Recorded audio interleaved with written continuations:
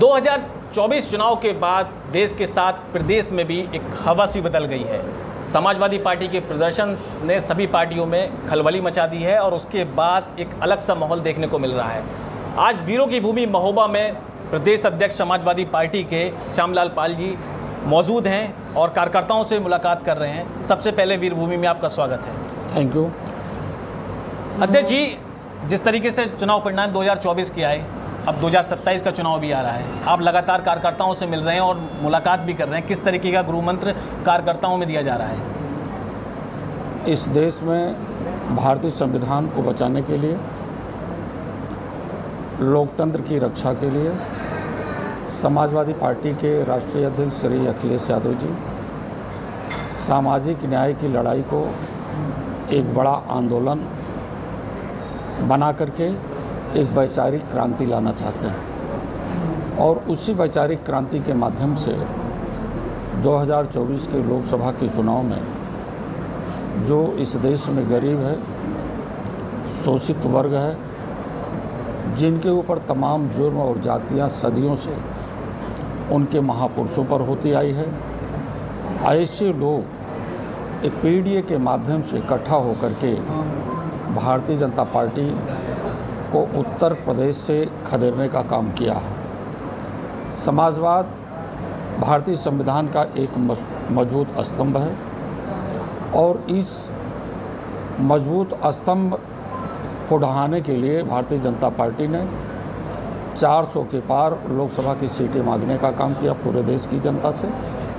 लेकिन पूरे देश की जनता में, मुख्य रूप से उत्तर प्रदेश की जनता ने इस प्रकार से नकार दिया कि आने वाला दिन 2027 का, जिस प्रकार से हमारे कार्यकर्ता नेतागण ज़मीन की धरातल पर जा कर के अपने लोगों के बीच में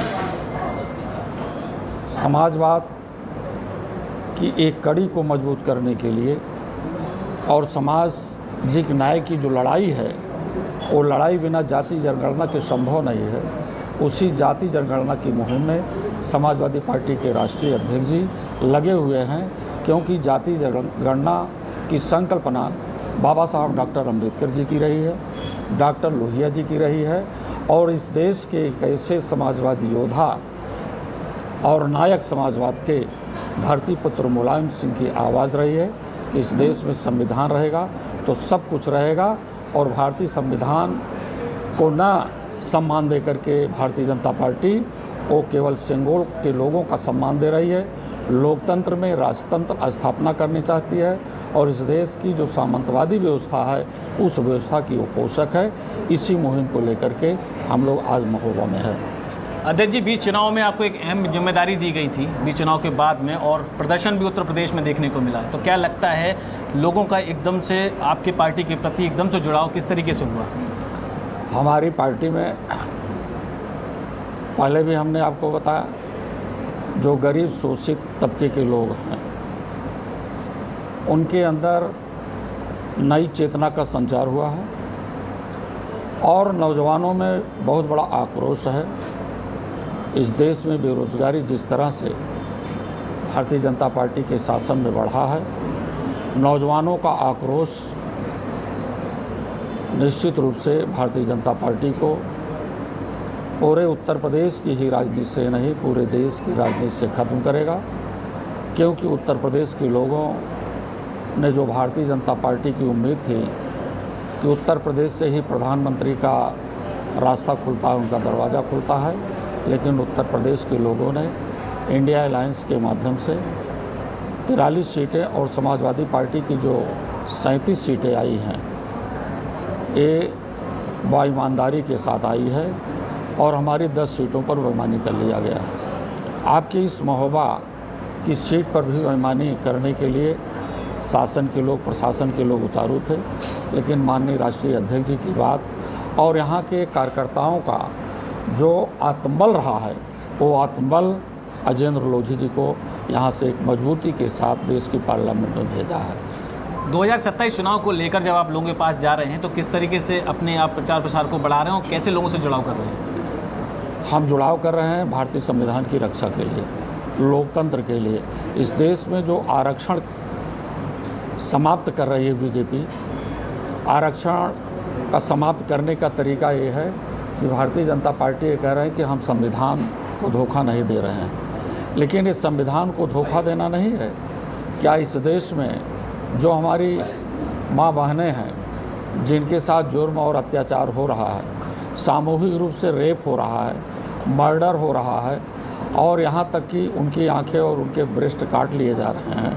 हरदोई की 15 साल की बेटी जो विद्यालय जाने से पूर्व ही उसके साथ इस प्रकार की घटना हुई। पूरे देश में महिलाओं के साथ सुरक्षा नहीं है, पूरे प्रदेश में महिलाएं असुरक्षित हैं। इसलिए बाबा साहब डॉक्टर अंबेडकर जी का सपना था, उन्होंने भारतीय संविधान इसीलिए लिखा कि देश का चाहे पुरुष हो चाहे महिला हो, वो अच्छे से पढ़ाई लिखाई करें और पढ़ाई लिखाई करके शासन और प्रशासन में अपनी भागीदारी लें।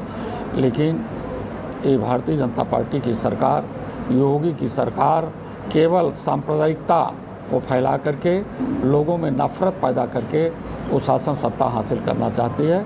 लेकिन अब गांव का गरीब, किसान, नौजवान, महिलाएं, मजदूर सभी लोग समझ चुके हैं वो बाबा साहब डॉक्टर अंबेडकर जी के संविधान के साथ हैं, लोकतंत्र की रक्षा के लिए हैं। और ये लड़ाई श्री अखिलेश यादव जी पूरे मुहिम के साथ पूरे उत्तर प्रदेश में नहीं, पूरे राजनीति के क्षेत्र में जो उत्तर प्रदेश के समाजवादी साथियों ने देश की राजनीति में एक अपनी तीसरी मजबूत टीम बना करके दे दिया है, वही टीम उत्तर प्रदेश से और देश से भारतीय जनता पार्टी को खदेड़ने का काम करेगी। अंतिम सवाल, भारतीय जनता पार्टी अपने सदस्यता अभियान चला रही है, 2 करोड़ नए सदस्य देश में बनाने की बात कह रहे हैं। ऐसे में क्या समाजवादी पार्टी कोई नई मुहिम तैयार करेगी? समाजवादी पार्टी के पास बहुत मुहिम है। समाजवादी पार्टी के कार्यकर्ता दिन प्रतिदिन बढ़ रहे हैं। जो दलित है, शोषित है, पीड़ित है, जो पीड़ित के लोग हैं, पीड़ित दुखी आदमी ही पीड़ित है। तो अपनी पीड़ा और दर्द को मिटाने के लिए प्रतिदिन हर जनपद में हजारों हजार की संख्या में समाजवादी पार्टी से लोग सदस्यता ग्रहण कर रहे हैं। हम लोगों का कोई दिखावटी आडंबर नहीं है। हम लोग ज़मीन के लोग हैं, खेतों खलिहानों में काम करने वाले लोग हैं। हम भी जंगल की राह वाले हैं और इस जंगल के राह वाले पाल समाज को आदरणीय अखिलेश यादव जी ने जो पूरे प्रदेश में सम्मान दिया है, उसी मुहिम में पूरी पीड़ित जाति के लोग एक होकर के समाजवाद को जिंदा करने का काम कर रहे हैं। ये थे हमारे साथ समाजवादी पार्टी के प्रदेश अध्यक्ष अमरलाल पाल जी, और 2027 चुनाव को लेकर स्पष्ट तरीके से उन्होंने कहा है कि कार्यकर्ताओं को एकत्रित करके और पार्टी के जो मूल मंत्र है वो उन तक पहुंचाएंगे और जमकर चुनाव लड़ेंगे।